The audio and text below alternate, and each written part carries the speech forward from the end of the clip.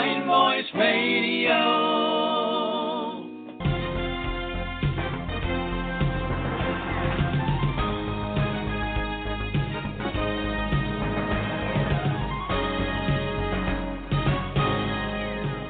Hello and welcome to Kind Voice Radio. I'm David Levins, and today I am delighted to have Steve Nousen on the program. Steve is a Benjamin Franklin scholar as well as an actor who portrays Benjamin Franklin in front of audiences all across the country. Benjamin Franklin is the founding father that's responsible for a lot of the inventiveness and entrepreneurial spirit that is America. Later on in the program, we're going to find out all about Steve's motivations for portraying Benjamin Franklin and educating people on who Benjamin Franklin was. But we're going to start the show by interviewing Steve in character as Benjamin Franklin.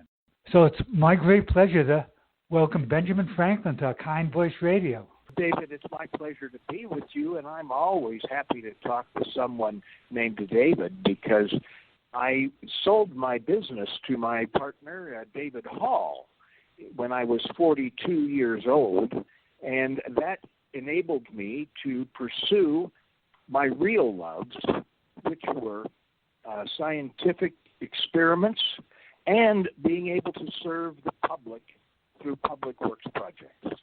So, David, I'm always happy to talk to someone like you. Well, thank you so much, and it's an honor to speak with you. I know you're a very busy man.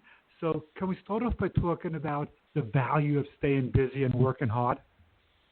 Well, the way to wealth, David, in my opinion, is based on two things, and that's industry and frugality. I would not separate the two. One can work very, very hard, but still not achieve wealth in our society. And it's always been my opinion that there is a third thing that is very important, and that is the foundation of having a trade. In my case, I was fortunate to learn the trade of printing as a young boy, actually. I went to work in my brother's print shop as an apprentice when I was 12 years old, and I spent 5 years with him. Now, he did mistreat me from time to time, and I found it not a pleasant experience, but I knew that I wanted to be a printer because the printed word was so important to me. So I always say that the way to wealth is started with a great foundation of learning a trade, and I did. Now, I did run away from home in Boston when I was 17 years old and made my way to Philadelphia. And from that point on, I really spent a lot of time working in my business. I always wanted to make sure that I had something to go on, and I was able to start as a printing business and started a newspaper when I was 22 in Philadelphia. And at 23, I purchased a newspaper and started the Pennsylvania Gazette. And from there, I did many things with my life professionally, certainly not the least of which was to start writing Poor Richard's Almanac. And I did that for 25 years. And the purpose of Poor Richard's Almanac was to convey the virtues of industry and frugality to the common man. Now, I said that it's important to not only be industrious, but also frugal. Now, don't waste any money. That is important, and put away that money for your future endeavors. I have to also tell you something about my common day. I rose each day at 5 o'clock in the morning, and I contemplated a simple question: what good shall I do today? I also made time in the morning to wash and eat a simple breakfast. And in addition to that, I would take time to study such things as foreign languages. I taught myself Spanish, French, and Italian during that time.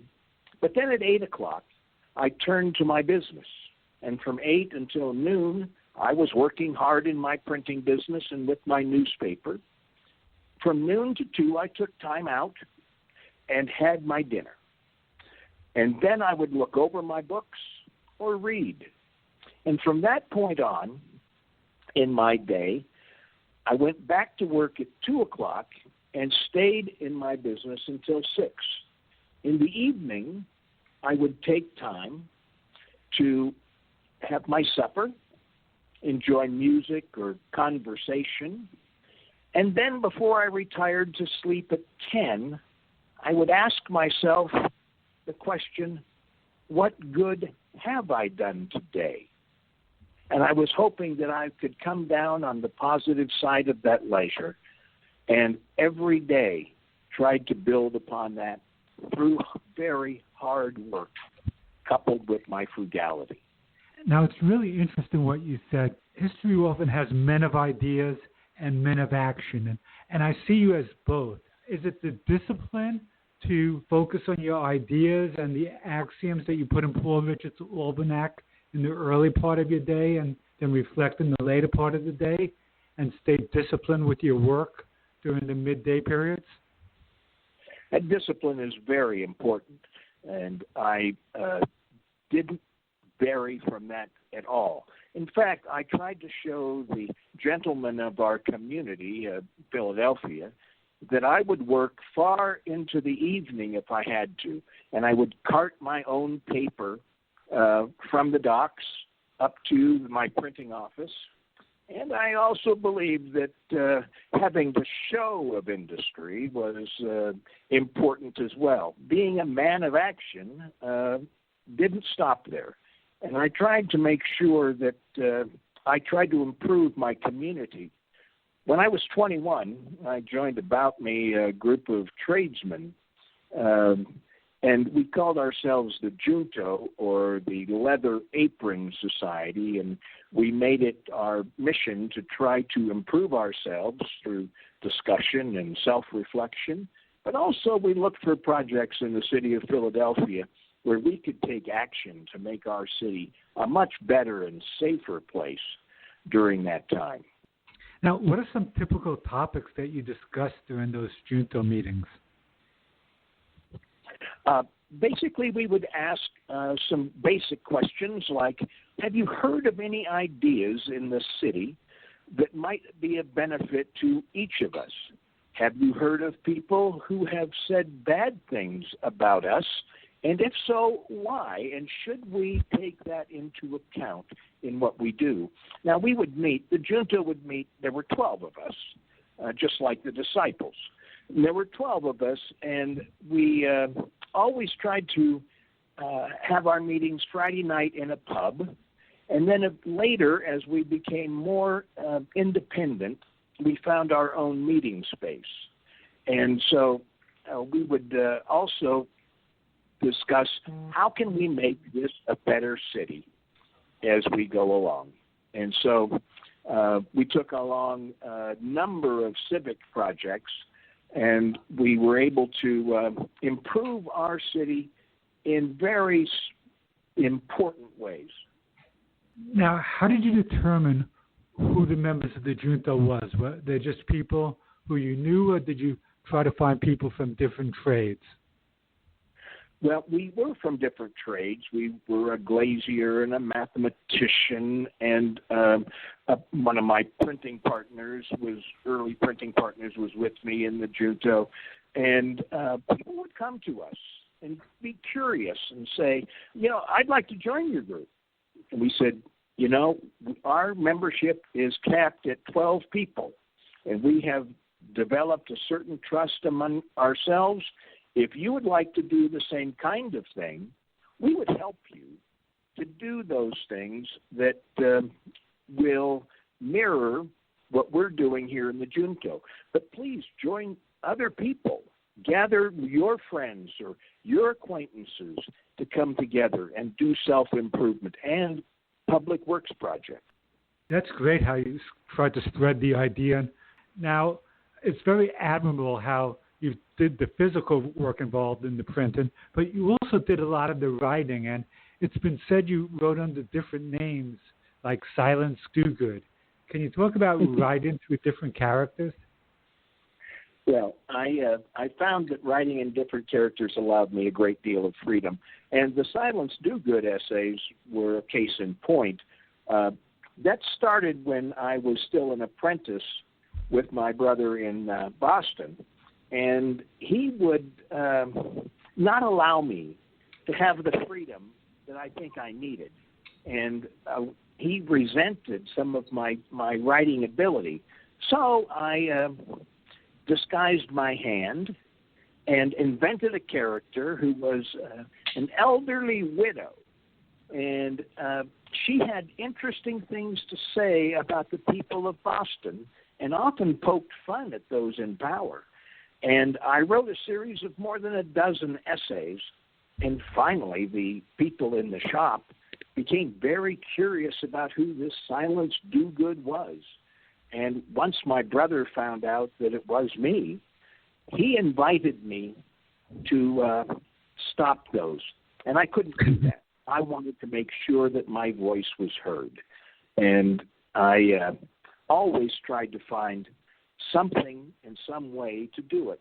Now, another interesting character that I hope people will learn about and read about was something that I wrote. No, I didn't write it. Poor Richard wrote a fable starring a man named Father Abraham.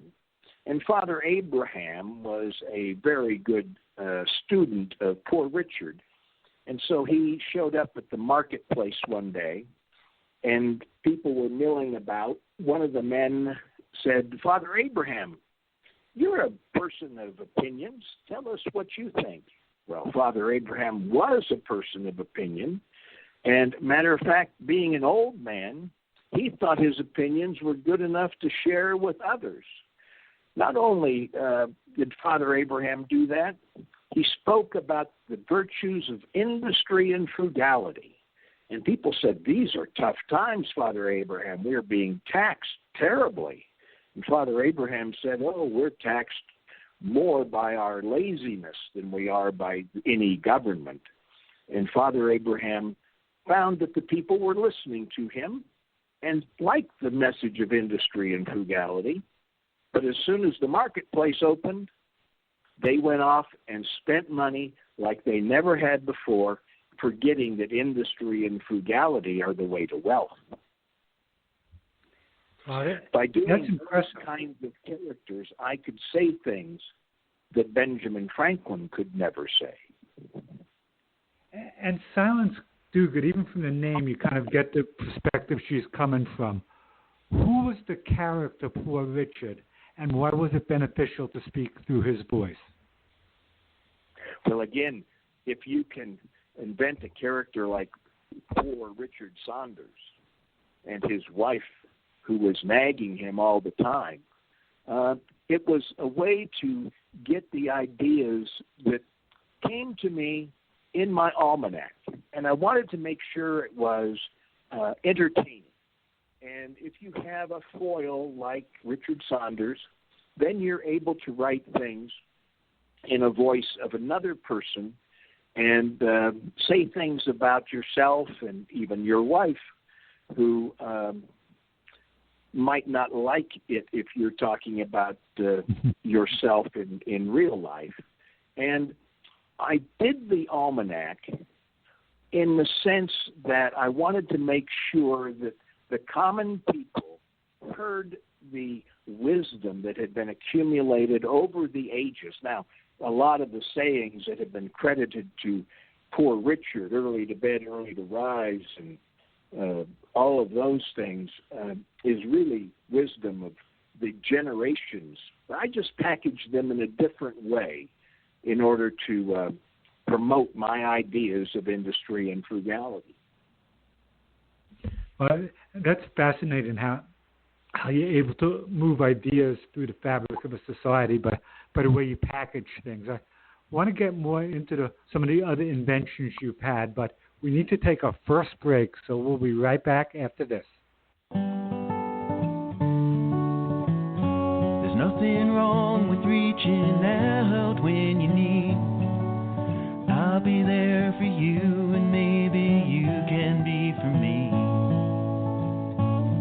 With a kind voice, a few kind words, an open ear for when you need to be heard, a warm heart. We can make that choice to be a kind voice, a few kind. Hi, I'm Kathy King, founder and executive director of Canines with a Cause, and I use my kind voice to create awareness of the importance of companion animals in our world and their ability to heal a broken soul.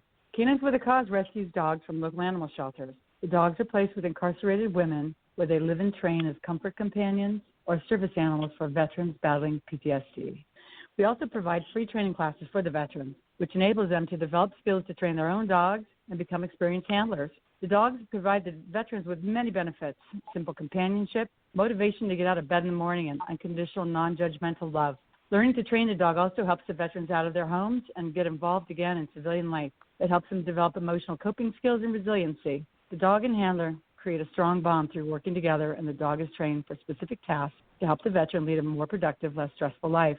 Canines with a Cause strives to make the world we all share a kinder, more connected place. We do this by healing through unconditional love. Separately, it's difficult for a dog in a shelter, an incarcerated woman, or a veteran suffering with post-traumatic stress disorder to share their kind voices. But by creating a channel and process to bring them together, they can be a kind voice to and for each other. If you would like to know more about Canines with a Cause, visit our website, canineswithacause.org. Thank you. Kind Voice Radio. And welcome back to Kind Voice Radio. I'm David Levins. We're talking with Steve Nousen in character as Benjamin Franklin. So, Benjamin, welcome back to the program. Well, thank you, David. Excellent. We're so thrilled to have you. Earlier, you mentioned the Juntos and some of the civic projects you guys did together. Can you talk about some of those projects? I'm happy to. The first project we took on, actually, was one that grew out of necessity.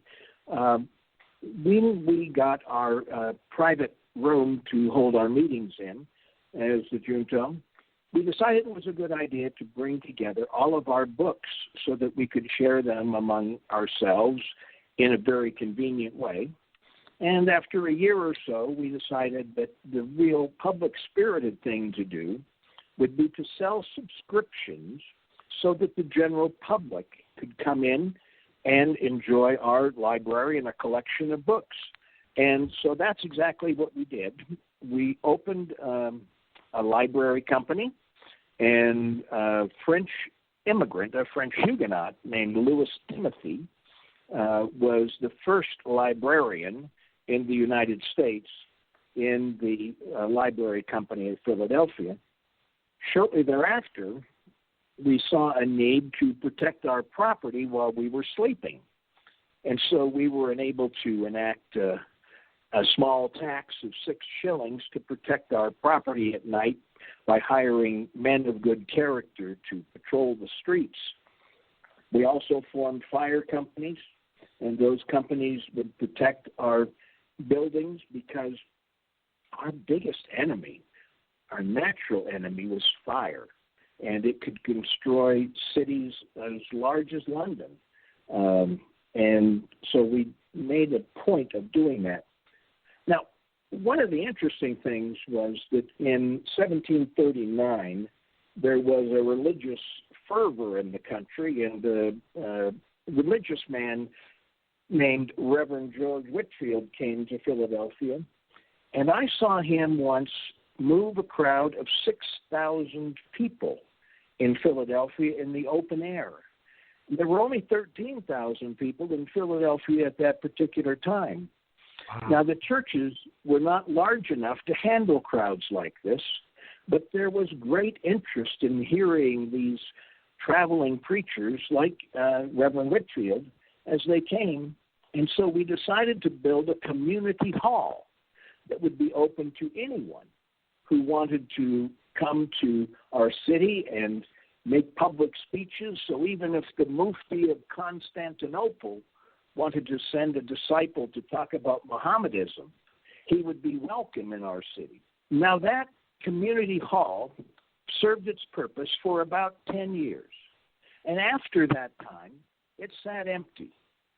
And so we decided that it would be a good idea to put it to better use. Now, I had never attended college. In fact, I had only 2 years in elementary school. But if I had to choose between attending a college or founding one, I would choose the latter, which is exactly what we did by starting an academy in that community hall. Now, the curriculum was for young men and trying to improve their bodies as well as their minds. And I'm pleased to say that it was quite successful and grew into what I'm told today is the University of Pennsylvania.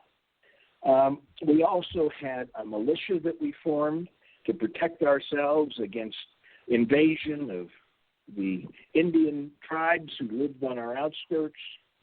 Perhaps one of the things I'm most proud of is a public work to create a hospital that we needed to have in our city, and we thought it would be a good idea if the public would pay for this. Well, the assembly said, there is no way we are going to pay for a hospital. And so I went to them and said, how about if this is going to cost £4,000, you would put up £2,000, and we would raise a matching amount, and once we had raised the matching amount, you would come through with the public funds. Well, the assembly was most happy to do that because they never thought that we would be able to raise those £2,000. And sure enough, we did in record time. We thought it was much faster than we anticipated.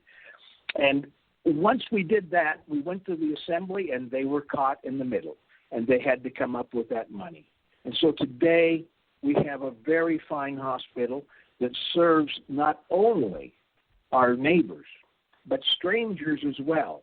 If you are sick, you are welcome to come to our hospital. And finally, David, I just want to say that one of the greatest improvements we made was to improve our streets. Now, our founder, William Penn, a Quaker, decided that he wanted to create a clean, green country town and laid out Philadelphia in very straight, neat avenues. This is quite a contrast to where I'd come from in Boston, where the streets are created by farm animals and Indian trails and the like. They meander everywhere. To go to a city that had a well-planned grid was wonderful. But the streets were made of native soil and other natural substances, if you know what I mean. And so when it rained or snowed, the streets turned to mud. And when they dried, there was filthy dust that came into our shops and homes. And so I hired a poor but industrious man to clean the street and sidewalk in front of my house and shop. And soon others thought that was a pretty good idea. And so we formed an association on our street to pay this man to do the same for everyone. And soon others saw this was a good idea, and it spread throughout the city. Now, we had to do something about the dust and the mud. So we paved our streets with cobblestones, and soon others saw this as a great idea, and the whole city became involved with paved and streets, and eventually we were able to light those streets. And what a marvelous thing we could do to make our lives so much better through these acts of public service and serving the common good. And that has always been something I've tried to do. That's a wonderful thing, all the helpful things you guys put into place. Can you talk about how you find these ideas? Is the conversations with the juntos and your experience creating a newspaper, does that help give you food for these ideas? The junto can't do all of the things that needed to be done by ourselves, our 12 souls who did meet only weekly.